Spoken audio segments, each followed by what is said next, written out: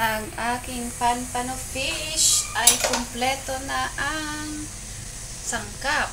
Ayan, may sili na siya, may green onions, may parsley. Ayan, natabunan tuloy.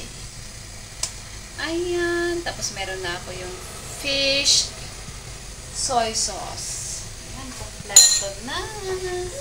Tapos yung aking oil. Yan, ilalagay ko dyan.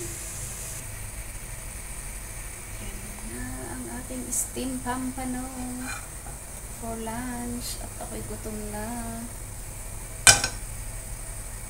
Pwede na siguro ang aking mantika. Ayan, diba? Ooh! Ooh! Huwag ilagay lahat. Sobra na yan. Ayan!